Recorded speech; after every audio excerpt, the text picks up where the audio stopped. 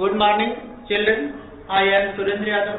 I belong from SCM Public School, Uttrishpur, Sambhuganj, Jodhpur. Today I shall teach you our past class 6, chapter 4, key element of democratic government.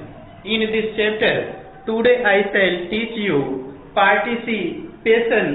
Why do we have regular election?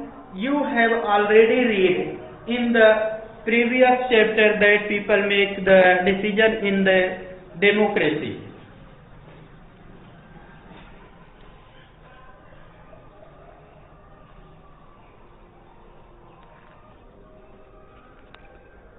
In this chapter, today I shall teach you why do we have regular election. हमारे यहाँ नियमित रूप से चुनाव क्यों होते हैं? हमारे यहाँ नियमित रूप से चुनाव क्यों होते हैं? You have already read in the previous chapter that people make the decision in a democracy. तो आपने पिछले पाठ में पढ़ा है, आपने पिछले पाठ में पढ़ा ही है कि लोकतंत्र में लोग निर्णय लेते हैं, चुनाव में वोट देकर वे अपने प्रतिनिधि चुनते हैं. Through voting in the election, people elect leaders to represent them. These representatives take the decision on the behalf of the people in doing so. It is the assumed that they will keep in mind the voice and the interest of the people. तो यहाँ देखेंगे कि वे लोग, हम लोग पढ़ चुके हैं पिछले पाठ में कि वे लोग वोट दे करके अपना प्रतिनिधि चुनते हैं और चुनाव में वोट देकर प्रतिनिधि चुनते हैं. यही प्रतिनिधि ही लोगों की तरफ से निर्णय लेते हैं. यह मानकर चला जाता है कि प्रतिनिधि निर्णय लेते वक्त लोगों की जरूरत और मांगों को ध्यान में रखेंगे.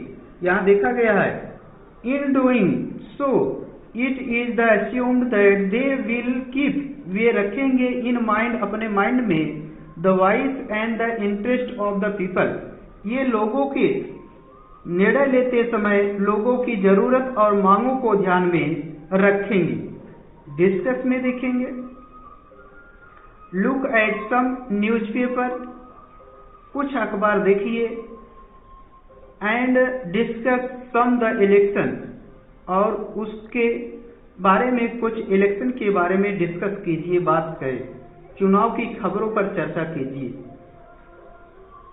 That you may have read about why do you think election और the required after a fix period.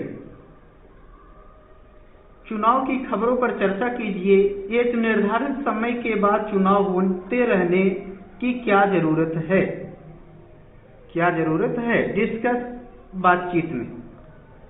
All government are the elected for the fix period, सभी सरकारों को एक निश्चित समय के लिए चुना जाता है. All government are elected for fix period, तो सभी गवर्नमेंट को एक निश्चित समय के लिए चुना जाता है.